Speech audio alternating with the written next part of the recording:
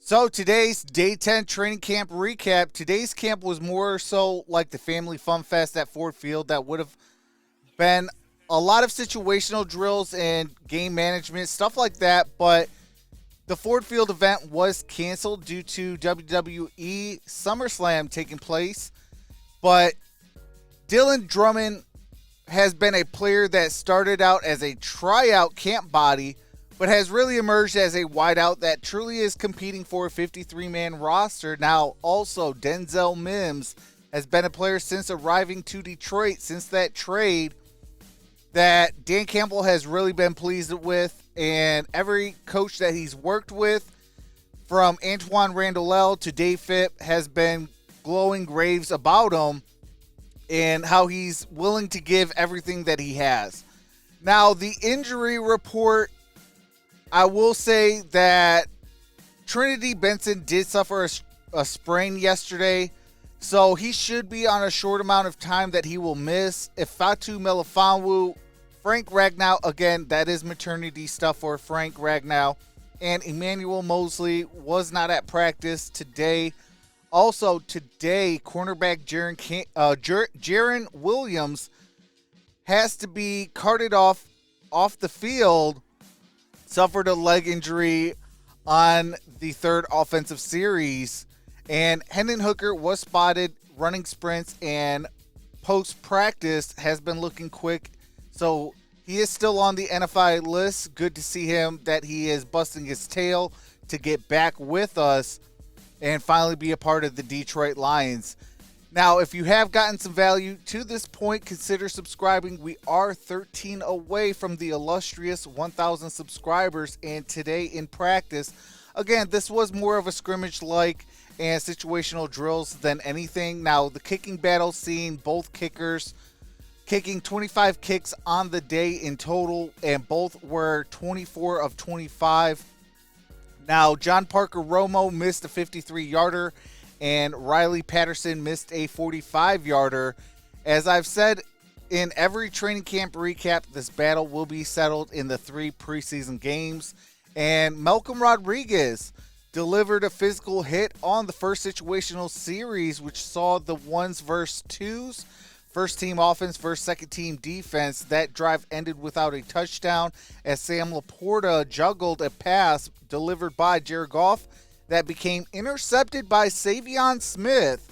And also Justin Jackson left linebacker hitman Jack Campbell in the dust to cap off the second offensive series with the second team offense versus first team defense. Jackson got a pass also from Sudfeld, and it was a race towards the end zone with hitman Jack was trailing on that play. Before the score, though, the defensive line would have secured a sack on back-to-back plays. Aiden Hutchinson and Josh Pascal with Charles Harris could not be stopped the entirety of practice. Sudfeld targeted Jamison Williams, who was open, but the toss by Sudfeld was a horrible pass, and Jamison Williams could only get one hand on the ball that fell incomplete.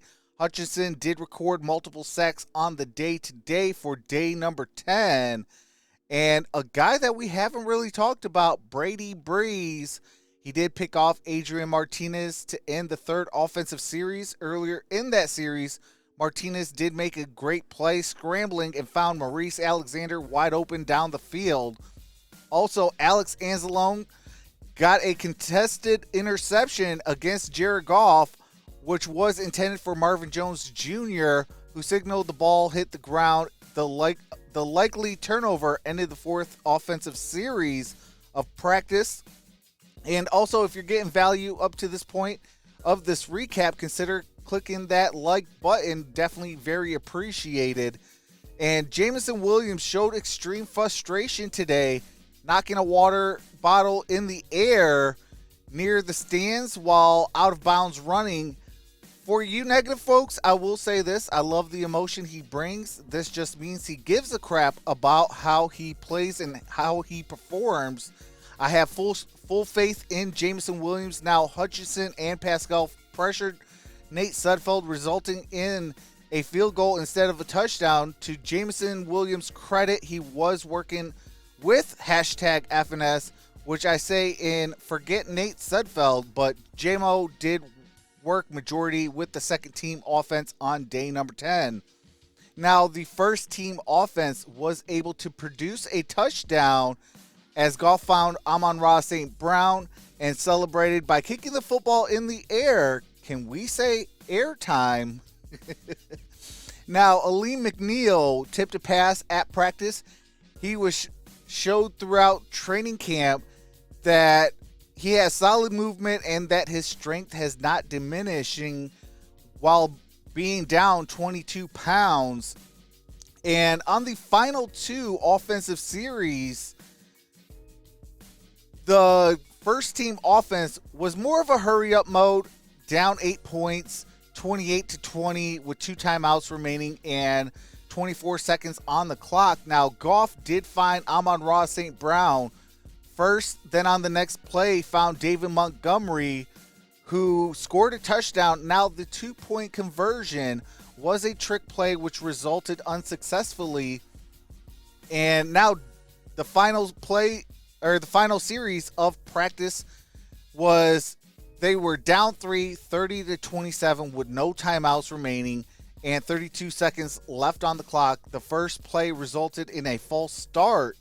Jared Goff did find Khalif Raymond on first down and 15 with a gain of 6 yards.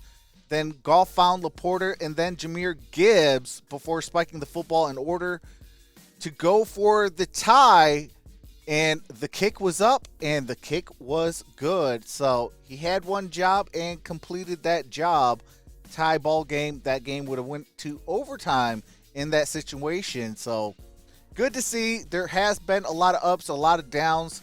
You know, I love the frustration from Jameson Williams. That just shows his passion for the game. He's a football player. You know, a lot of that gets misconstrued and people take it out of context of, oh, he's just causing havoc. He's just doing this. He's just doing that, when he cares so much about how he's performing to help his team win. And I absolutely love it. So, hey, Jameson Williams, don't listen to the negative fans and things like that. Do you get better? And week number 7, let's see this thing really truly blossom. But with that being said, let me know your thoughts in the comment section below. How did you like day 10 of training camp? Were you there? Were you not?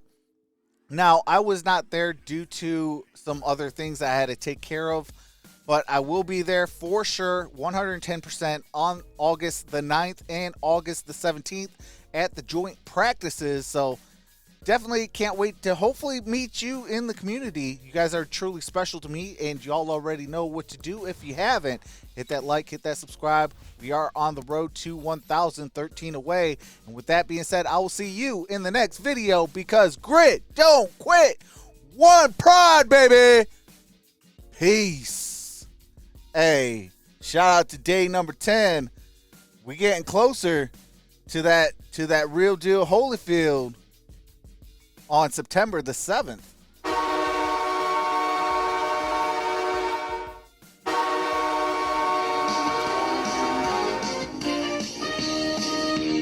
Forward down the field, a charging team that will not yield, and with a blue and silver wave, stand and cheer the brave. Rock, rock, rock. Go hard, win the game. With honor, you will keep your faith. Down the field again.